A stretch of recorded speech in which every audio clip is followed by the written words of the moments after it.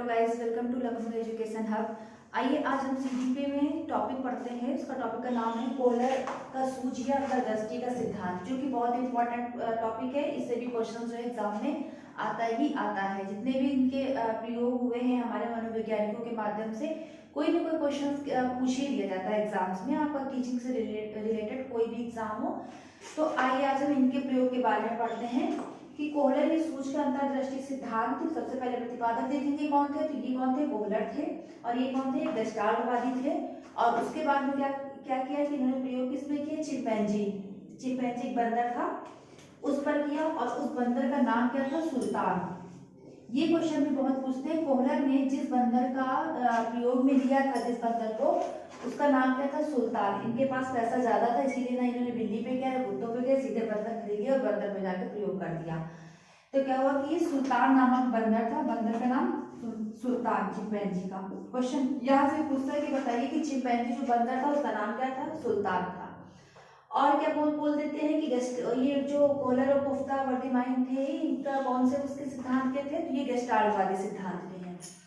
उसके बाद में क्या, ये लोग कहाँ के थे, जर्मनी के निवासी थे। मनोवैज्ञानिक जो ये थे जर्मनी के थे।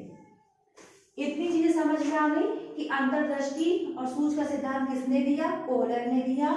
किस पर किया, चिंपैंजी पर किया। और चिंपैंजी बंदर जो था उसका नाम क्या था, ये बंदर चिंपैंजी जो बंदर था उसका नाम क्या था, सुल्तान नामक का बंदर था। अब आइए इनके प्रयोग के बारे में जानते हैं कि इन्होंने किस प्रकार से प्रयोग किया। चलिए, बहुत इंटरेस्टिंग स्टोरी है इनकी जो इन्होंने प्रयोग किया।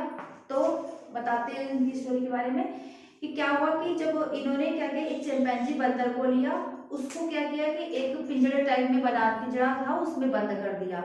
और उसके बाद में क्या किया कि पिंजरे के ऊपर केला लटका दिया। और बंदर की क्या था कि उस केले को देख रहा था, केला लटका हुआ भूखा था, तो केले को पाने के लिए वो क्या कर रहा था कि बार बार उछल रहा है, कूद रहा है, लेकिन केले तक नहीं पहुंच पा रहा था। और क्या किया उन्होंने, कई सारी छड़ी, जैसे टुकड़ों में छड़ी है, 3-4 छड़ी हो, ऐसे ऐसे करके उन्होंने क्या किया, वहीं पे छोड़ दिया। एक बॉक्स भी रखा हुआ था, लेकिन उस बॉक्स पे भी वो बंदर चढ़ा, तब भी वो पहुंच नहीं पाया। यानी कि उसके जितने प्रयास वो कर रहा था सब असफल जा रहे थे। फिर वो उसका ध्यान छड़ी की तरफ जाता है, तो वो एक छड़ी उठाता है, उससे वो पहुंचने की कोशिश करता, नहीं पहुंच पाता है। दूसरी थोड़ी सी उससे लंबी होती है, उससे पहुंच करने की कोशिश करता, पानी के केले को नहीं पा पाता है। तीसरी करता है, चौथी करता है, इसी तरह वो करता रहता है। अंत में क्या होता है कि वो निराश होकर बैठ जाता है, वो सोचने लगता है। और वो जो छड़ियां पड़ी होती है उससे वो ऐसे करके खेल रहा होता है, अपने आप में ही उसके मस्तिष्क में ये चल रहा होता है कि कैसे मैं केला पाऊं। ऊंचाई इतनी ज्यादा थी, ना वो उछल के पा रहा था और ना ही छड़ियों से एक एक करके पा रहा था। लेकिन वो छड़ियां क्या थी कि आपस में जुड़ने वाली थी। वो ऐसे से खेल रहा होता है तो एक छड़ी अचानक से जुड़ जाती है। ऐसे जब एक छड़ी अचानक से जुड़ गई तो उसके मस्तिष्क में क्या हुआ कि अचानक से क्या हुआ कि आइडिया आया। यहीं से क्या हुआ कि सूझ उत्पन्न हो गई। जब एक जुड़ गई तो उसने तीसरी छड़ी ली, दूसरी छड़ी ली, उसको भी ऐसे जोड़ लिया। तो उसने देख लिया कि छड़ी लगातार जुड़ती जा रही है। फिर छड़ी क्या हो गई कि लंबी हो गई, जो वो केले को नहीं पा रहा था एक छड़ी से, धीमे धीमे क्या हुआ कि छड़ी को जोड़ता चला गया और केले तक वो पहुंच गया। बस केले पे उसने छड़ी मारी, केला को पा लिया। तो यहाँ से क्या हुआ कि उसके माइंड में क्या हुआ, वो खेल रहा होता है, लेकिन छड़ी के जुड़ने से उसके माइंड में अचानक से सूझ उत्पन्न हो गई, आइडिया आ गया। अब उसी चीज को लेकर के कोहलर ने बताया है कि जब हम किसी समस्या में होते हैं, हमारे पास कोई परेशानी होती है, तब क्या होता है कि हमें कुछ समझ नहीं आता, लेकिन हम बहुत निराश होकर कभी कभी बैठ जाते हैं प्रयास करके। फिर क्या होता है कि अचानक से हमारे माइंड में आइडिया आ जाता है। कहते नहीं कि एक आइडिया आया, तो उससे क्या होता है कि हमारी प्रॉब्लम सॉल्व हो जाती है।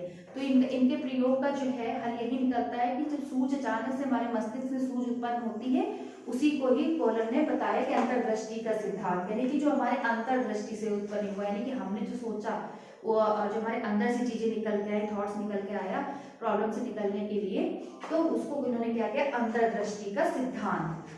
अब प्रयोग इनका समझ में आ गया, किस पे कर दिया, सुल्तान नामक बंदर पे कर दिया है, जो कि यहाँ पे लिख दिया है। क्या किया, छड़ियों को जोड़ते चले गए, किस प्रकार से, ये रही छड़ी, मान लीजिए ये फिर रही, इसको क्या किया कि एक बार आपस में ये जुड़ गई, मैग्नेट लगा था, जो भी समझ लीजिए, आपस में क्या हुआ, जुड़ती चली गई।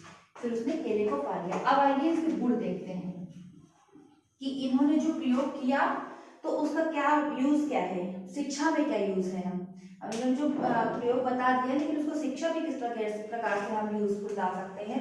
तो क्या होता है कि बालकों को जो है जो उनकी रचनात्मक क्रियाएं होती हैं उनका विकास अच्छे से कर सकते हैं, यानी कि क्या, क्रिएटिविटी में। अब क्या है कि कोई भी चीज हम बच्चों को दे दे, टास्क दे दें या फिर कोई क्राफ्ट की चीज दे दे बनाने के लिए, तो हम क्या करते हैं कि उनको एक आइडिया दे देते हैं कि बताओ इसमें क्या उत्तम हो सकता है, क्या चीजें आप बना सकते हो। तो बच्चे क्या होते हैं कि बहुत अच्छी अच्छी चीजों को कला के माध्यम से जो है प्रकट कर देते हैं हम लोग के सामने, अपना जो उनके व्यूज होते हैं, जो उनके अंदर से निकल के आती चीजें। जैसे कोई चित्र दिखा दिया, उसके बारे में पूछ लिया कि इसको बताओ कैसे बनाइए, फिर कोई चित्र दिखा दिया, सीनरी बनाओ, बारिश होते हुए बनाओ, ये बनाओ वो बनाओ, बच्चे अपने अपने व्यूज देते हैं, तो उसमें क्या होगा कि रचनात्मक क्रिएटिविटी का डेवलपमेंट अच्छे से कर सकते हैं। दूसरा क्या हो जाएगा, जैसे कि गणित विषय हो गए, विज्ञान हो गया, इन सब में भी जो है इसका जो है यूज करते हैं। गणित विज्ञान ये चीजें हो गई, और भी हो जाएंगी, रचनाएं हो गई, कलात्मक चीजें हो गई, और क्या चीजें आ जाएंगी कक्षा में, जैसे कि डिसिप्लिन वगैरह हो गया, और क्या हो जाएंगे कि जैसे रचनाएं करने में, रचनात्मक तो ये हो ही गया है। अब यहाँ पर आ जाएंगे नए नए आइडियाज लाने में, नए नए तरीके, और क्या हो जाएंगे, समस्याओं से बाहर निकलने के लिए उनके विचार आ जाएंगे, किसी भी प्रकार की समस्याओं से बाहर निकलना, और नए तरीके तो बता ही चुके हैं समस्याओं से बाहर निकलने के लिए। और विचारों में जो है, जो उनके विचार होंगे, सोचने समझने की क्षमता जो होगी, उसमें जो है क्या हो जाएगा, उसमें डेवलपमेंट हो जाएगा, समझ में भी विकास हो जाएगा। और क्या हो जाएगा, गलतियों में सुधार किया जा सकेगा, प्रयास की चीजें आ जाएंगी। जैसे कि गलतियों में सुधार से जोड़ेंगे तो क्या करेंगे, पहले वो एक छड़ी से खेल रहा होता है, फिर क्या हुआ कि दो जब छड़ियाँ जुड़ती चली गई, तो क्या क्या किया कि अगली बार से उसको ये जरूरत ही नहीं पड़ी कि वो छड़ियों से खेले या फिर उनको जोड़े। क्या हुआ, जब दूसरी बार उसको प्रयास करना पड़ा, वो ऑटोमेटिक छड़ी को जोड़ लिया और केले को प्राप्त कर लिया। तो ये चीजें इनके गुण हो जाएंगे कि रचनात्मक, सबसे ज्यादा इंपॉर्टेंट रचनात्मक भी विकास हो जाएगा कि कई तरीकों से वो क्रिएटिविटी का यूज कर सकता है, गणित विज्ञान में प्रयोग आ सकता है, नए नए थॉट्स आ सकते हैं, समस्या से कैसे बाहर निकलना है, वो अंतर्दृष्टि से वो अपने तरीके से अपनी जो उसकी चीजें होंगी, थॉट्स होंगे, उसे सोच करके बाहर निकल पाएगा, विचार वगैरह अपने विचार को उत्तम बना पाएगा, चीजों को समझने में उसको आसानी हो जाएगी, और गलतियों में भी सुधार कर सकता है। तो क्वेश्चन कहाँ से पूछेगा कि ये बताइए कि गेस्टाल्टवादी कौन थे, तो कोहलर आ जाएंगे। पूछते थे गेस्टाल्टवादी मनोवैज्ञानिक कौन थे, तो कोहलर। उसके बाद में क्या, ये क्वेश्चन पहले बता चुके कि किसका प्रयोग किया था कोहलर ने, किस पे किया था, चिंपैंजी बंदर, किस चिंपैंजी जो बंदर था उसका नाम क्या था, तो वो सुल्तान नाम का बंदर था।